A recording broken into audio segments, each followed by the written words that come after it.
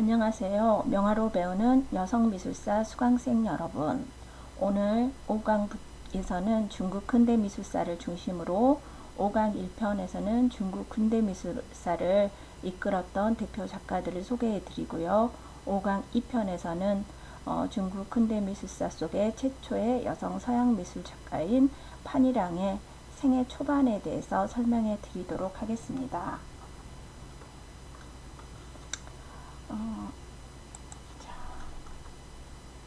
중국 현대미술의 시기를 제가 중국 현대미술 통사를 중심으로 정리를 해보았습니다.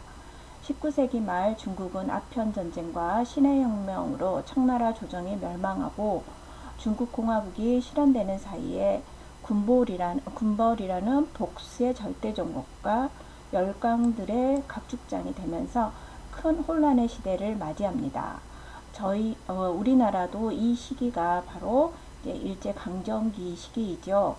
이러한 영향으로 중국의 미술 분야도 직간접적으로 사회적 변동에 영향을 받으며 옛 전통적인 양식의 지속과 새로운 것을 발전하기 시작하였고 변화를 겪고 근대로 진입하게 됩니다. 연안 도시가 또 형성되고 기존의 관계를 넘어선 상업자본이 또 번영합니다. 그러면서 미술시장도 또 새로운 회화시장을 형성하게 되었고 미술의 사회적 기능도 과거와는 달라졌습니다.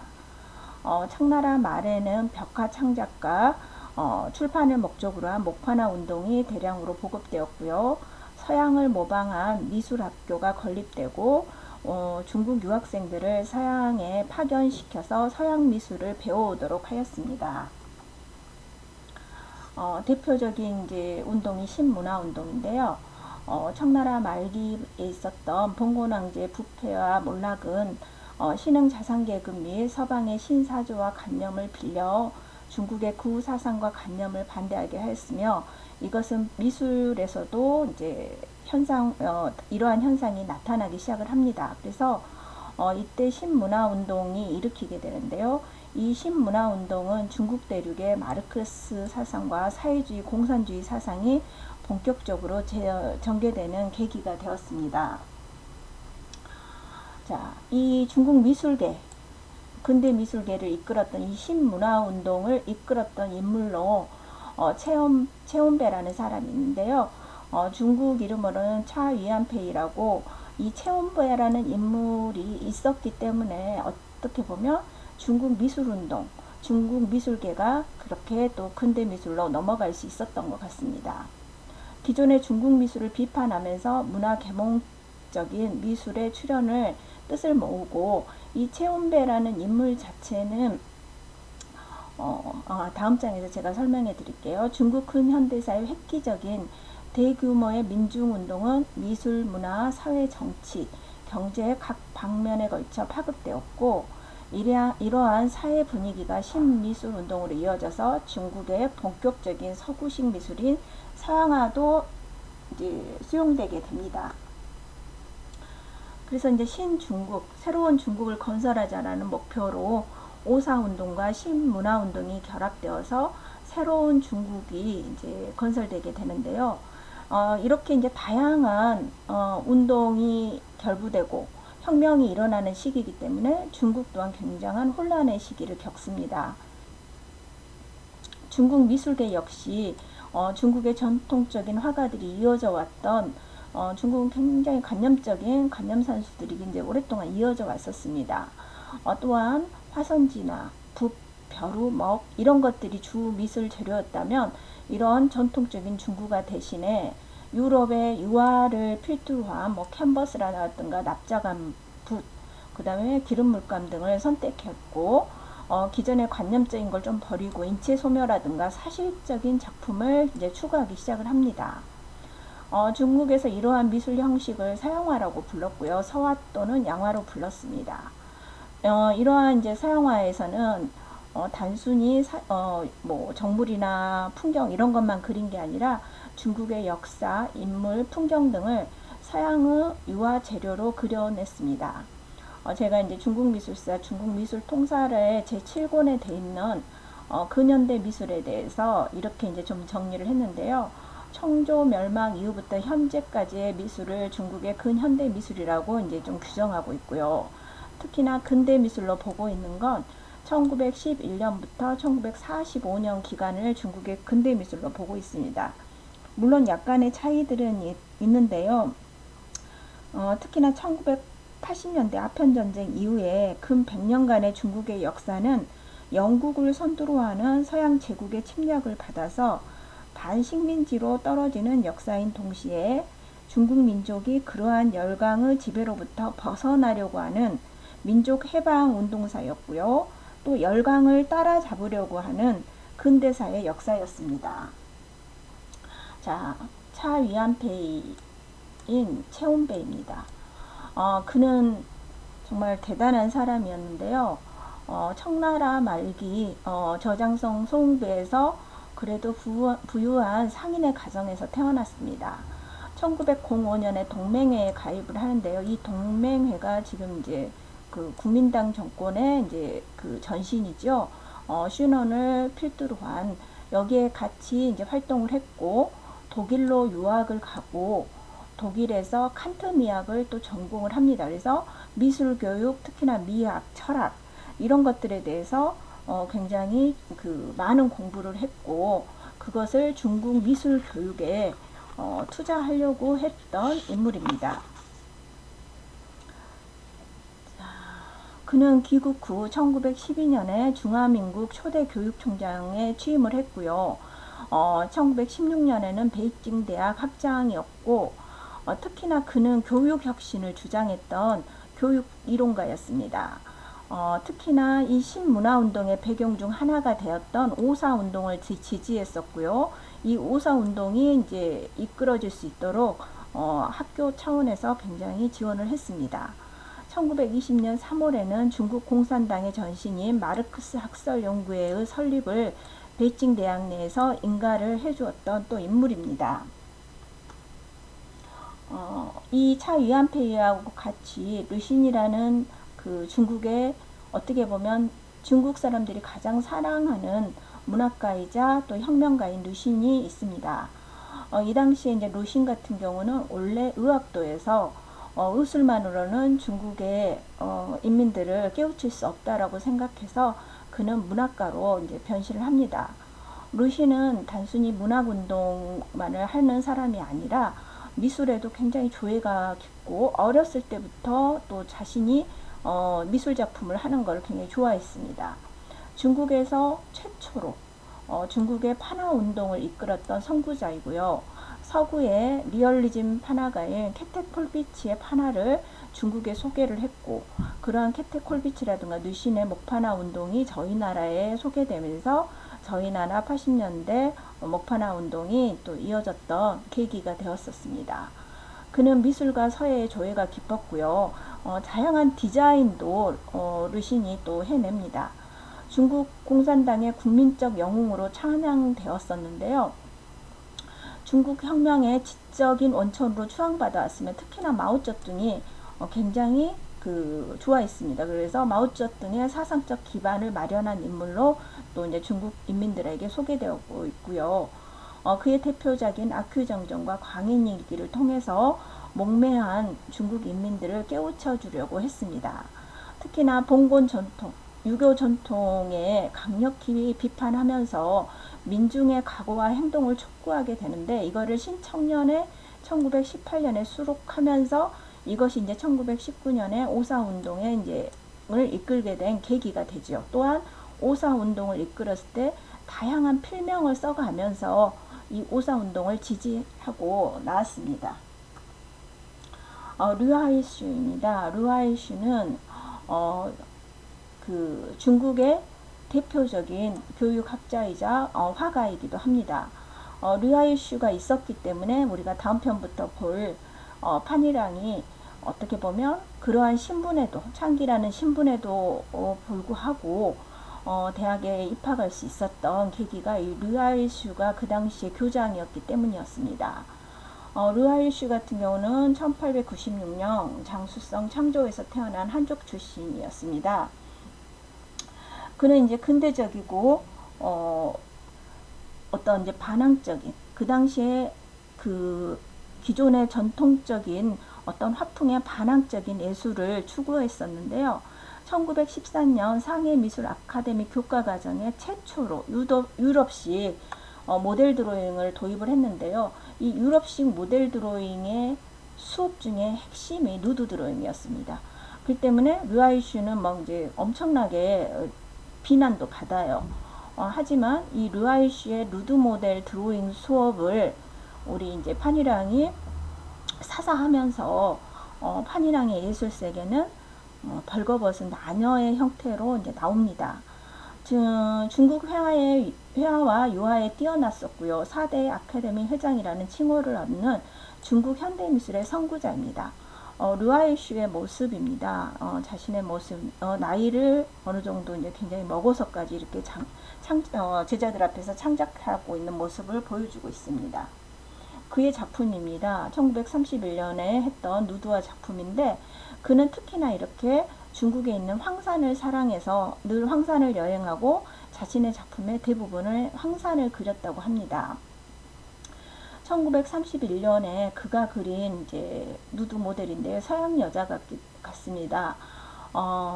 류아이슈가 마오쩌둥의 부인이었던 세 번째 부인이었던 장칭이 자신의 누드 모델이었다라고 여러 차례 얘기하면서 마오쩌둥의 이제 부인이었던 장칭이 자신의 누드 모델을 했던 이야기가 이제 있다. 그런데 그 작품은 문화대혁명 당시 장칭이 홍위병을 시켜서 작품을 다 불태우면서 지금 현재 남아있는 건 없지만 분명히 장칭은 나의 누드 모델을 2번 섰다라고 얘기를 합니다. 이런 이제 다양한 이야기들을 오갔던 르아이슈와 더불어 르아이슈가 또 그 상해 미전에서 발탁한 인물이 슈베이홍입니다. 우리 이름으로는 이제 서비홍이라고 많이 알려져 있는데요. 서비홍 같은 경우는 굉장히 가난한 화가의 집에서 탄생을 했고, 그러한 화가의 아버지의 어깨너머로 그림을 배웁니다. 오늘날 중국 현대미술의 모든 기초를 쌓은 화가로 평가를 받고요.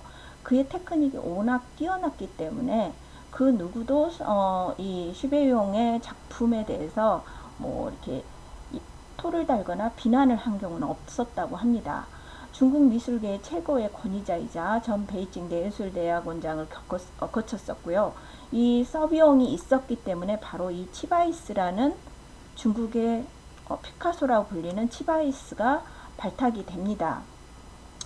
1939년에 여기 있는 타고르의 초청으로 인도에 가서 인도 여러 대학에서 강의를 하고 그 당시에 간디를 만나면서 간디 초상화를 그려주기도 했습니다.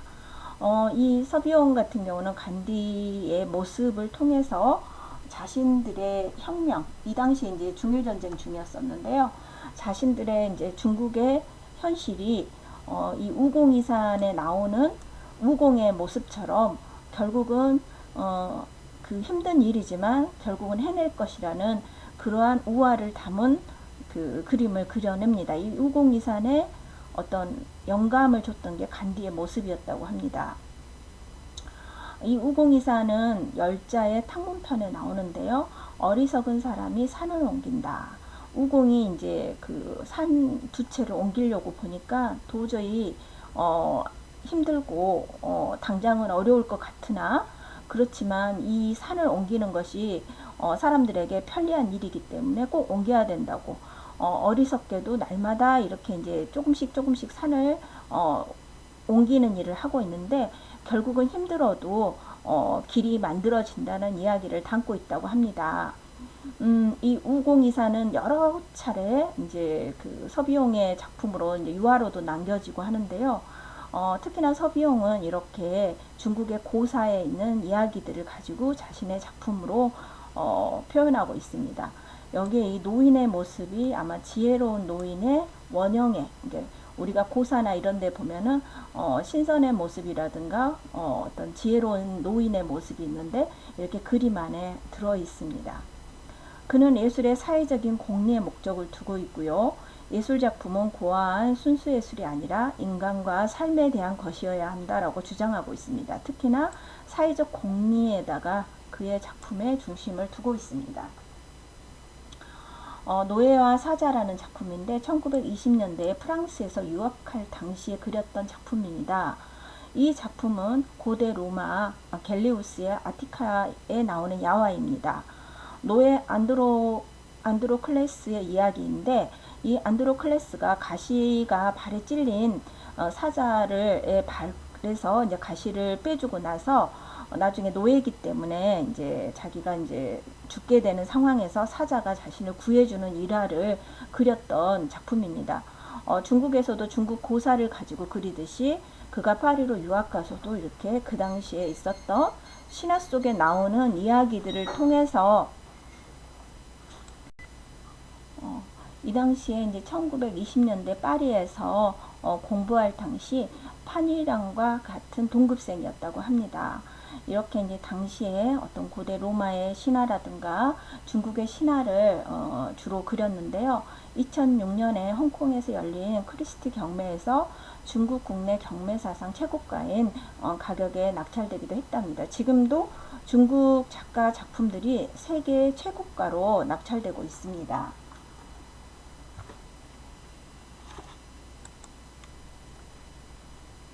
자, 최근에 이제 문제가 됐던 게 슈베용의 누드화인데 2010년 베이징 경매 유한공사가 진행한 경매에서 뭐 하나로 126억 원에 이제 팔린 이 유화 작품이 위장 논란에 휩싸였습니다. 이 작품을 들고 나온 그 서비용의 이제 자녀들이 이건 아버지가 남긴 아버지의 작품이 맞다라고 얘기하는데, 서비용의 이제 제자들이 그건 아니다. 그 당시에 우리가 중앙미술학원에 있을 때 우리들이 습작으로 그린 누드화 중에 하나이고, 그 서비용의 작품으로 판매된 이 작품 누드화는 그 당시에 이제 해외로 이주해버린 자기 동급생의 작품이라고 이제 말을 하면서 위장 논란이 이제 불거졌습니다. 이렇게 중국 내에는 이렇게 인체를 사실적으로 묘사하는 어떤 인체 누드 수업이 이제 지금은 정착되어 있지만, 근대 미술 당시에는 누드를 그린다는 그 자체만으로도 비난이 됐고, 학교장이 이제 사직을 해야 될 정도로 엄청난 큰 파문이었습니다. 이 서비용이 이제 발탁한 인물이 바로 이 제백석 치바이스입니다. 제백석 같은 경우는 워낙 가난하고 이제 본인이 또 그렇게 몸도 안 좋아서 학교도 채 1년도 제대로 못 다닌 그런 인물이었다고 합니다. 그는 청나라 말부터 너무나 오래 살았기 때문에 현대까지 활동했던 중국의 피카소로 불리고 있는 인물입니다. 중국 예술가 중 최고의 인미예술가라는 호칭을 받았었고요. 그가 워낙 가난한 농부의 아들로 살다가 1학년 도장 파는 일, 그 다음에 목수일 이런 것들을 했고, 글과 그림은 그의 나이 30이 넘어서 배웠다고 합니다. 그의 본명은 치황이고, 원래 이제 그의 이름이 치황이었지만 그가 태어난 곳 바이시장이라는 이름을 따라서 치바이스라는 이름을 갖게 되었습니다. 그가 이제 그의 전시, 이거는 제가 찍어온 광저우 미술관에 갔을 때 그때 이제 치바이스 전시회에서 제가 찍어온 건데요. 그는 27살부터 그림을 배우기 시작을 했어요. 제백석의 모습인데 꼭 선인의 모습 같습니다. 특히나 그가 새우를 잘 그렸다고 합니다. 1917년에 베이징에서 첸스청이라는 대단한 화가를 만나면서 그는 그의 작품을 이제 알아봐 줬습니다. 이 첸스청을 통해서 슈베용을 만나게 되고요. 서비용이 이 치바이스의 모든 후원을 하기 시작을 해요. 그 당시에 이제 이 슈베용 서비용은 상하이에서 가장 유명한 작가였고, 상하이 미전 또 교수였기 때문에 슈베용이 이제 지지를 했지만, 워낙 이 치바이스가 배움이 없고 나이도 많다 보니까 사람들은 치바이스를 인정하려고 하지 않았습니다. 하지만 그의 그림값이 너무나 낮은 거에 비해서 슈베용이 그의 그림값은 이 이상의 그가 가격을 받아야 된다고 얘기를 하고, 그가 또 이제 치바이스가 보여주는 이 새우라든가 자연물이 자연의 섭리를 한눈에 파악해서 그리고 있다라고 보고 있었습니다. 그래서 이제 슈베용은 치바이스를 베이징 예술대학 교수로 초빙을 하고요. 당시 자신이 있었던 베이징 예술대학에서 이제 반대를 하니까 자기가 이 치바이스를 교수로 들어오게 하는 조건으로 자기가 사임하겠다고 할 정도로 치바이스에 대한 애정이 대단했다고 합니다.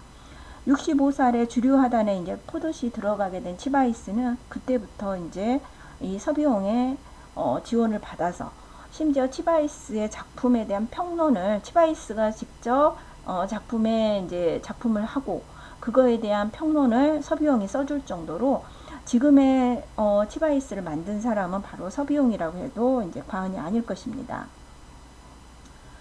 제가 이제 광저우 그때 미술관에서 치바이스전을 했을 때 봤던 작품들 몇 점을 이렇게 찍어서 올렸습니다.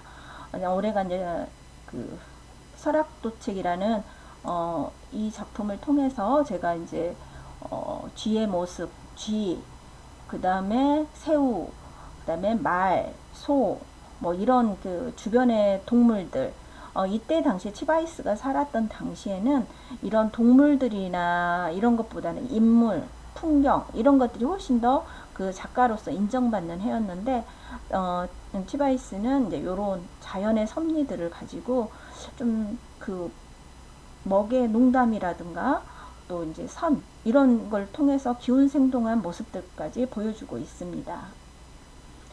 다음은 이제 판천피라고 하는 인물인데 보기에도 좀 예뻐 보이고 그림도 조금 편안해 보이죠. 1920년대 중국 여학생 최초로 국립 파리 고등학교에 입학을 할 정도로 부유한 집안의 이제 딸이었습니다. 집안이 전체에 부유한 상인 집안으로 나중에 프랑스로 다 이주해서 그녀는 프랑스에서 이제 삶을 마무리합니다. 그녀의 전통적인 스타일 수묵화 기법을 서양화 기법에 결합을 했고요. 이 당시에 중국 근대 미술은 대부분 이제 서양화 기법을 중국화 기법하고 결합을 한 작품들이 나오기 시작을 합니다.